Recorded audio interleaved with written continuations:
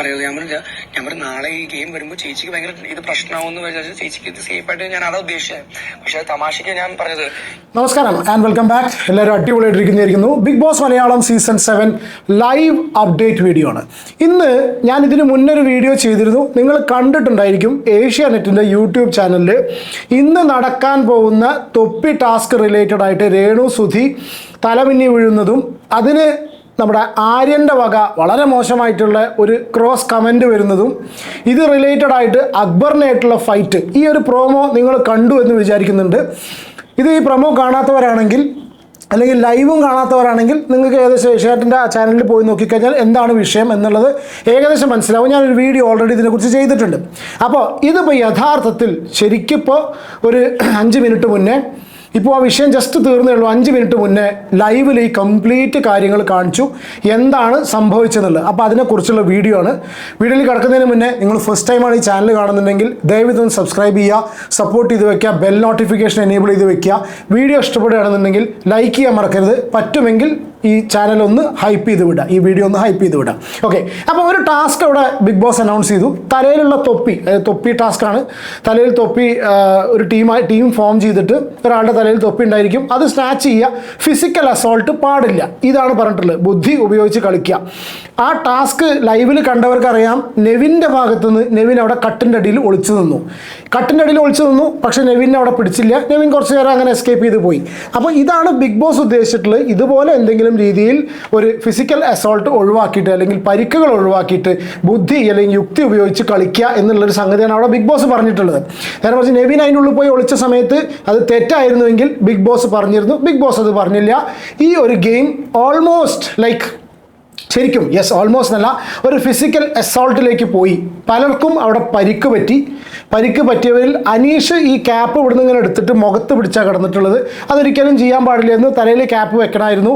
അതിൽ ഷാനവാസ് കൈ ഇട്ട സമയത്ത് ഷാനവാസിൻ്റെ കൈ എനിക്ക് മനസ്സിലായത്, കാരണം ഈ ഒരു ലൈവിൻ്റെ ഇടയിൽ നിങ്ങൾ കണ്ടവർ കമൻറ്റ് ചെയ്യൂ, ഈ ലൈവിൻ്റെ ഇടയിൽ ബിഗ് ബോസ് പല സ്ഥലത്തും മ്യൂട്ട് ചെയ്തിട്ടുണ്ട്. നിങ്ങൾ എത്ര പേര് ശ്രദ്ധിച്ചു എന്നുള്ള അറിയില്ല. എനിക്ക് മനസ്സിലായത് നിങ്ങളുടെ അഭിപ്രായം കമൻറ്റ് ചെയ്യണം. എനിക്ക് മനസ്സിലായത് ഷാനവാസ് ഈ അനീഷ് മുഖത്ത് തൊപ്പി വെച്ചിട്ട് കൗണ് കിടക്കുന്ന സമയത്ത് അത് തൊപ്പി എടുക്കാൻ വേണ്ടി കൈ ഇട്ട സമയത്ത് അനീഷ് കടിച്ചോ എന്ന് എനിക്കൊരു സംശയമുണ്ട്. എനിക്ക് ഡൗട്ടാണ്, എനിക്ക് അങ്ങനെ ഫീൽ ചെയ്തു. ഷാനവാസിൻ്റെ കൈക്ക് അനീഷ് കടിച്ചു എന്നുള്ളൊരു സംശയം. നിങ്ങളുടെ അഭിപ്രായം നിങ്ങൾ കമൻറ്റ് ചെയ്യൂ. ഫ്രാക്ചറാണ്, ഒടിഞ്ഞു എന്നൊക്കെ പല ആൾക്കാരും പറയുന്നുണ്ട്. എന്തായാലും ഷാനവാസിൻ്റെ കൈക്ക് ബാൻഡേജ് ചുറ്റിയിട്ടുണ്ട്. ഇതൊരു ഭാഗത്ത് നടക്കുന്ന സംഭവം. മറുഭാഗത്ത് ടീമിൽ രേണു സുധിയാണ് തൊപ്പി വെച്ചിട്ടുള്ളത്. രേണു സുധിയുടെ ടീംമേറ്റ്സ് ആണ് അക്ബറും ഷാനവാസും. ഇവർ രണ്ടുപേരും കൂടി രേണു സുധിയെ പ്രൊട്ടക്റ്റ് ചെയ്തിരിക്കുന്ന സിറ്റുവേഷനിൽ രേണുവിൻ്റെ തലയിലുള്ള ക്യാപ്പ് സ്നാച്ച് ചെയ്യാൻ വേണ്ടി തട്ടിപ്പറിക്കാൻ വേണ്ടിയിട്ട് മറ്റുള്ളവർ വരുന്നു. ആ വരുന്ന സിറ്റുവേഷനിൽ രേണുസുധി രേണുസുധി തലമിന്നി വീഴുകയാണ്. നിങ്ങൾ പ്രോമോയിൽ കണ്ടിട്ടുള്ള സംഭവമാണ് രേണുസുധി തലമിന്നി വീഴുന്നത്. ലൈവിൽ ആ സമയത്ത് എന്താണോ നടന്നിട്ടുള്ളത് അത് കാണിച്ചിട്ടില്ല. ആ സമയത്ത് ക്യാമറ ഇപ്പുറത്ത് ഈ അനീഷിൻ്റെ ഭാഗത്തായിരുന്നു. അനീഷിനും അവിടെ സുഖമില്ലാതിരിക്കുന്നുണ്ട്. കാരണം അനീഷിനും അത്യാവശ്യം നല്ല രീതിയിൽ ഫിസിക്കൽ അസോൾട്ട് നേരിട്ടു എന്ന് പറഞ്ഞിട്ട് അനീഷും വയ്യാതിരിക്കുന്നുണ്ട്. അനീഷിൻ്റെ കൂടെ നൂറയും നൂറിനൊക്കെ അവരെല്ലാവരും വളരെ സപ്പോർട്ടീവായിട്ടിരിക്കുന്നുണ്ട്. ടാസ്ക് കഴിഞ്ഞോടുകൂടി എല്ലാവരും ഭയങ്കര ക്ലോസ് ആയിട്ട് അവനവൻ്റെ ടീം മെമ്പേഴ്സിന് എന്തൊക്കെ പ്രശ്നങ്ങൾ പറ്റി അല്ലെങ്കിൽ ഹൗസ് മെമ്പേഴ്സിന് എന്തൊക്കെ വിഷയങ്ങൾ വന്നു, മറ്റേ പരിക്കുകൾ പറ്റി, ഇതെല്ലാം കൺസേൺഡ് ആയിട്ടിരിക്കുന്നുണ്ട്. അപ്പോൾ ഈ രേണുസുധി നിങ്ങൾ പ്രൊമോയിൽ കണ്ടിട്ടുള്ള ഒരു വിഷയമായിട്ടുള്ള രേണുസുധി തലമിന്നി വീഴുന്ന ആ ഒരു സീന് ലൈവിൽ കാണിച്ചിട്ടില്ല എന്നാണ് എനിക്ക് മനസ്സിലായത്. നിങ്ങളുടെ അഭിപ്രായം കമൻറ്റ് ചെയ്യൂ. ഞാൻ കണ്ടില്ല. ആ സമയത്ത് പെട്ടെന്ന് അവിടെ സൗണ്ട് ഉണ്ടാവുന്നു. ഒനിയിലൊക്കെ റൂമിൽ നിന്ന് നോക്കുന്ന സമയത്ത് രേണു സുധിയെ എടുത്തിട്ട് നേരെ മെഡിക്കൽ റൂമിലേക്ക് കൊണ്ടുപോവാണ്. മെഡിക്കൽ റൂമിലേക്ക് കൊണ്ടുപോയ നേരം നോക്കി ഇവിടെ പല രീതിയിലുള്ള സംസാരത്തിനെക്കുറിച്ച് കാര്യങ്ങളും സംഭവങ്ങളും ഉണ്ടാവുന്ന സമയത്ത് ഇവരിങ്ങനെ ഒരു കമൻറ്റ് പറയുന്നുണ്ട് അവിടെ ഇരുന്നിട്ട്. രേണു സുധിക്ക് രണ്ട് ഗുണ്ടകളാണ് രേണു സുധിക്ക് സപ്പോർട്ട് എന്ന് പറഞ്ഞത്. രേണുവിന് രണ്ട് ഗുണ്ടകൾ എന്ന് പറഞ്ഞാൽ ഒന്ന് അക്ബറും രണ്ടാമത്തത് ഷാനവാസും. ഇവർ രണ്ടുപേരും ബോഡി ഗാർഡ്സായിട്ട് ഗുണ്ടകളായിട്ട് രേണുസുധിയുടെ ചുറ്റും നിന്നു കഴിഞ്ഞാൽ ഇവർക്കിത് എടുക്കാൻ കഴിയില്ല എന്നുള്ളൊരു സംഗതിയാണ് അവിടെ പറയുന്നത്. പക്ഷേ ഇതിനിടയിൽ കൂടിയാണ് രേണുസുധി അനുമോളെ കെട്ടിപ്പിടിക്കുന്ന സീൻ നമ്മൾ ഇത് കണ്ടല്ലോ, പ്രൊമോയിൽ കണ്ടു. തലമിന്നിയോട് കൊണ്ടുപോയി. ഇത് കഴിഞ്ഞതിന് ശേഷം എല്ലാവരും ഇരുന്ന് ബെഡിലിരിക്കുന്ന സമയത്ത് ആര്യൻ എന്ന് പറഞ്ഞിട്ടുള്ള കണ്ടസ്റ്റൻറ്റ് ചെയ്തിട്ടുള്ള വളരെ മോശമായിട്ട് മനുഷ്യത്വം തൊട്ട് തീണ്ടാത്ത ഒരു കമൻ്റാണ്. നോക്കൂ, ഇതൊരു പല ആൾക്കാരും പല രീതിയിൽ വ്യാഖ്യാനിക്കുമായിരിക്കാം. ഞാൻ എൻ്റെ ഒരു അഭിപ്രായമാണ് പറഞ്ഞിട്ടുള്ളത്. ഈ ആര്യൻ എന്ന് പറഞ്ഞിട്ടുള്ള കണ്ടസ്റ്റൻറ്റ് ഞാൻ ഇതിനു മുന്നേ ഒരുപാട് പ്രാവശ്യം പറഞ്ഞിട്ടുള്ളതാണ്. കുറേയൊക്കെ മക്കളെ വളർത്തുന്ന സമയത്ത്, അതായത് മക്കൾ വളർന്നു വരുന്ന സമയത്ത് കുറച്ചൊക്കെ സഹജീവികളോട് സഹാനുഭൂതി കാണിക്കുന്ന രീതിയിൽ വേണം കുട്ടികളെ വളർത്താൻ. വളർന്നു വരുന്ന സമയത്ത് ഒരാൾക്ക് എന്തെങ്കിലും പ്രശ്നം വരുന്ന സമയത്ത്, അല്ലെങ്കിൽ ഒരാൾക്ക് എന്തെങ്കിലും ആപത്തോ പ്രശ്നങ്ങളോ അല്ലെങ്കിൽ എന്തെങ്കിലും ജീവിതത്തിൽ അനുഭവിച്ച് നിൽക്കുന്നതാണെങ്കിൽ അതിൽ നിന്ന് ജോക്കുകൾ ഉണ്ടാക്കാതിരിക്കാൻ പഠിപ്പിക്കേണ്ടത് വളരെ ബേസിക് ആയിട്ടുള്ള ഒരു കാര്യമാണ്. അത് നമ്മൾ വീട്ടിൽ നിന്നാണെന്നെങ്കിലും സ്കൂളിൽ നിന്നാണെന്നുണ്ടെങ്കിൽ നമ്മൾ എവിടെ നിന്നാണോ എന്തൊക്കെയാണോ പഠിച്ചു വരുന്നത് അവിടുന്ന് പഠിപ്പിച്ചു കൊടുക്കേണ്ട കേസാണ്. ഒരാളുടെ വിഷമത്തിൽ നമ്മൾ ഒരിക്കലും സന്തോഷിക്കാൻ പാടില്ല. ഒരാളുടെ വിഷമങ്ങളെ, വൈകല്യങ്ങളെ, അതുപോലെ എന്തെങ്കിലും പ്രശ്നങ്ങൾ ഒരാൾക്കുണ്ടെങ്കിൽ അത് വെച്ച് ജോക്സ് ചെയ്യാൻ പാടില്ല.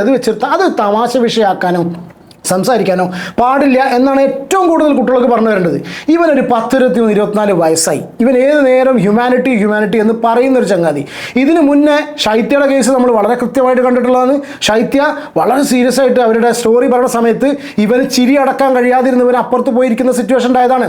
അപ്പോൾ ഇവൻ തെളിയിച്ചിട്ടുള്ളൊരു കാര്യമാണ് ഇവന് ഹ്യൂമൻ സെൻറ്റിമെൻറ്റ്സിന് യാതൊരു വിലയില്ല. 10, 23, 24 വയസ്സ് ഇസ് നോട്ട് എ സ്മോൾ, ഇത് ചെറിയ കുട്ടിയൊന്നുമല്ല. ഗിസേലിനോട് പറഞ്ഞാൽ അവൻ പക്വത ഇല്ലാത്തതാണ്, കുഞ്ഞിക്കുട്ടിയാണെന്നൊക്കെ പറയും. ഒന്നല്ല സംഭവം, അത്യാവശ്യം നല്ല പക്വതയായി കഴിഞ്ഞു. ഇതിലേറെ മുന്നുള്ള കുട്ടികൾ ചിന്തിക്കുന്ന കാലം 13, 14 വയസ്സുള്ള കുട്ടികൾ വരെ നമ്മൾ കണ്ടിട്ടുണ്ട്. നമ്മുടെ നാട്ടിൽ, നമ്മുടെ മലയാളികൾക്കിടയിൽ തന്നെ നമ്മൾ കണ്ടിട്ടുണ്ട് അത്രയധികം സഹജീവികളോടും ഈവൻ ഒരു മൃഗത്തിനോടാണെങ്കിൽ കൂടി അത്രയധികം സഹാനുഭൂതി തോന്നുന്ന കുട്ടികളാണുള്ളത്. ആ സ്ഥാനത്ത് ഇവൻ രേണുസുധീനെ വെച്ചിട്ടുള്ള പറഞ്ഞിട്ടുള്ള എന്ത് വൃത്തികെട്ട തമാശ. അവൻ പറഞ്ഞ വർത്തമാനമാണ്, എന്തെങ്കിലും തൊട്ട് കഴിഞ്ഞാൽ അത് ചത്തുപോകും, അല്ലെങ്കിൽ തൊടുമ്പയ്ക്ക് വീഴും എന്നൊക്കെ പറയുന്നത് തർക്കമില്ല. നമ്മൾ തൊടുമ്പയ്ക്ക് വീഴും അതിനെന്തെങ്കിലും അങ്ങനെയൊക്കെ പറയുന്നത് തർക്കമില്ല. ഇവൻ എന്ത് പറഞ്ഞു അറിയോ?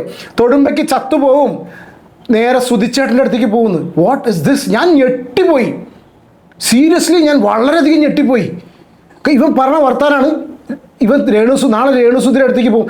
മരിച്ചു പോയിട്ടുള്ള ഒരാൾ മരിച്ചുപോയി ഓൾറെഡി. അത് കഴിഞ്ഞതിന് ശേഷം ഞാൻ രേണുവിനെ ഒരുപാട് വിഷയത്തിൽ വിമർശിച്ചിട്ടുണ്ട്.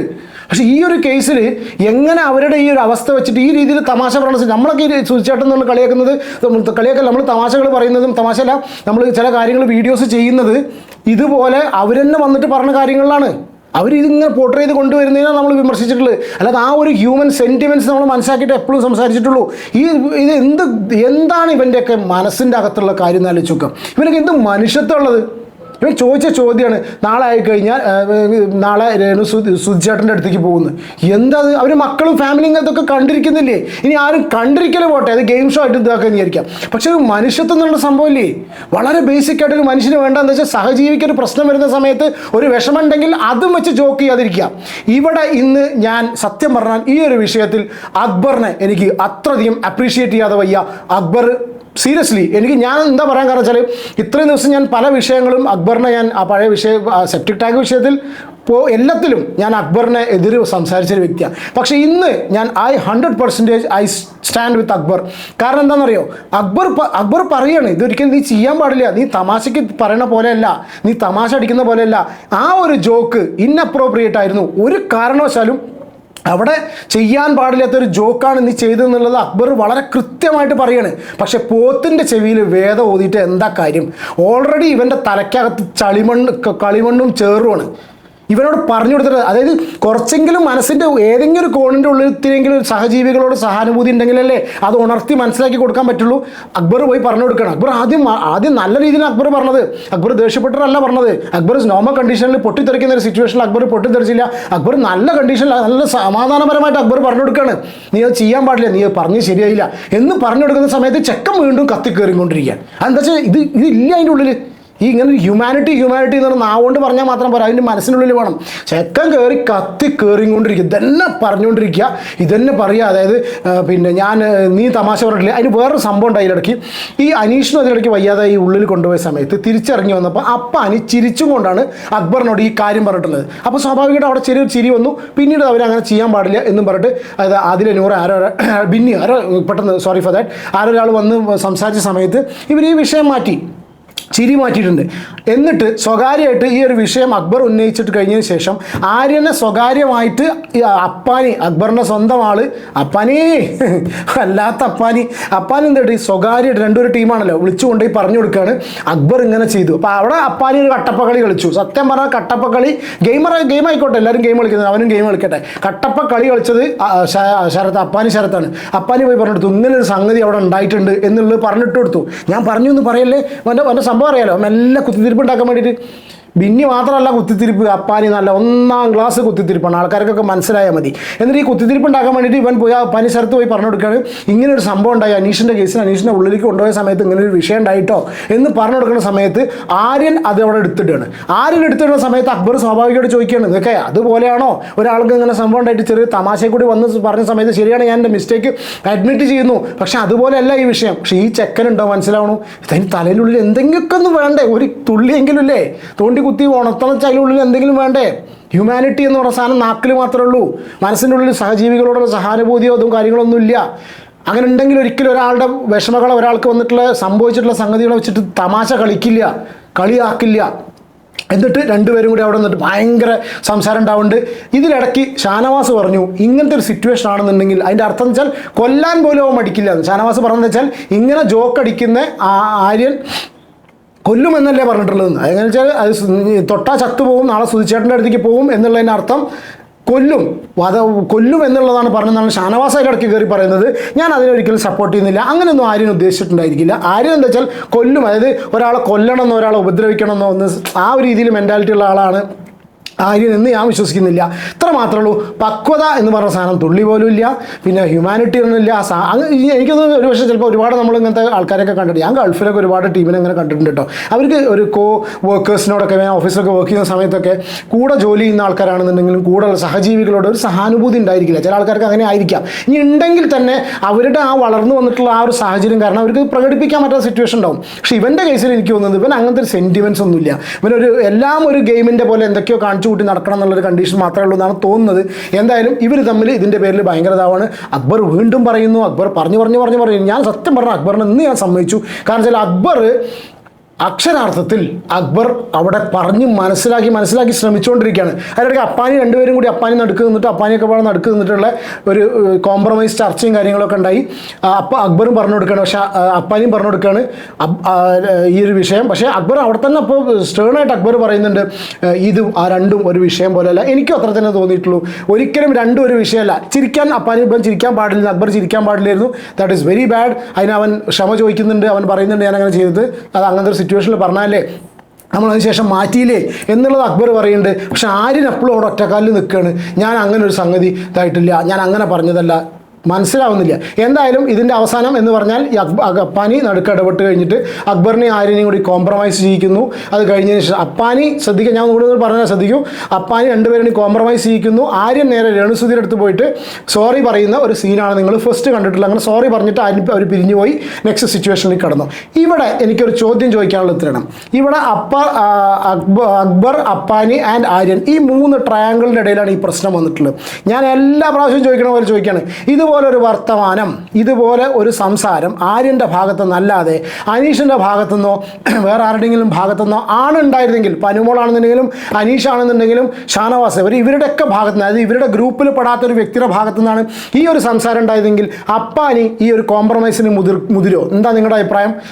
കമന്റ്. അപ്പാനി ഇതിന് കോംപ്രമൈസിന് മുൻകൈ എടുക്കുമോ? ഇല്ല. പിന്നെ അക്ബർ ഇത്ര പെട്ടെന്ന് ഈ പ്രശ്നം നിർത്തുമോ? ഇല്ല. ആര്യൻ ചെയ്തത് വേറെ എല്ലാവരാണ് ചെയ്തതെങ്കിൽ things would have been different.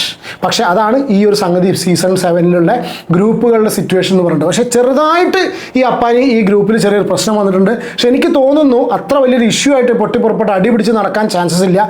കാരണം എന്താ വെച്ചാൽ അവിടെ ഒരു ഭാഗത്ത് നിൽക്കുന്ന അക്ബർ ആയതുകൊണ്ട്. അതുകൊണ്ടാണ് എനിക്ക് തോന്നിയൊരു കാര്യം പറയാം. ഞാൻ ഒരുപാട് കുറ്റം പറഞ്ഞിട്ടുള്ളൊരു കണ്ടസ്റ്റൻ്റാണ് അവൻ, ശരി തന്നെയാണ്. പക്ഷേ ചില കാര്യങ്ങൾ നല്ലത് കാണുമ്പോൾ നമ്മൾ നല്ലത് പറയാതിരിക്കാൻ പറ്റില്ലല്ലോ. അപ്പോൾ ഈ ഒരു സ്ഥാനത്ത് അക്ബർ ആയതുകൊണ്ടാണ് ഇത്. എനിക്ക് തോന്നുന്നില്ല അപ്പാനിൻ്റെ അക്ബറിൻ്റെ ഇടയിൽ എന്തെങ്കിലും പ്രശ്നം വന്നു കഴിഞ്ഞാൽ പ്രൊലോങ് ചെയ്ത് കൊണ്ടുപോകുന്നുള്ളത് എനിക്ക് തോന്നുന്നില്ല. കാരണം വെച്ചാൽ എസ്പെഷ്യലി എനിക്ക് തോന്നാൻ കാരണം എന്താ വെച്ചാൽ ഇന്നലെ ഷാനവാസ് ഇന്നലേക്ക് വീഡിയോ ചെയ്യാൻ പറ്റില്ല. എനിക്ക് seriously Bigg boss Malayalam season 7 തുടങ്ങിയതിന് ശേഷം മനസ്സിൽ ഏറ്റവും കൂടുതൽ ടച്ച് ചെയ്തിട്ടുള്ളൊരു സീനായിരുന്നു. നിങ്ങൾക്കും അതെ, എല്ലാവർക്കും അതെ, ഇന്നലെ അക്ബറും ഷാനവാസും കൂടി സംസാരിച്ചിട്ടുള്ളത്. സീരിയസ്ലി എനിക്ക് I felt really sorry for this 2 people. കാരണം വെച്ചാൽ സത്യം പറഞ്ഞാൽ എനിക്ക് ഭയങ്കര ഇഷ്ടപ്പെട്ടു.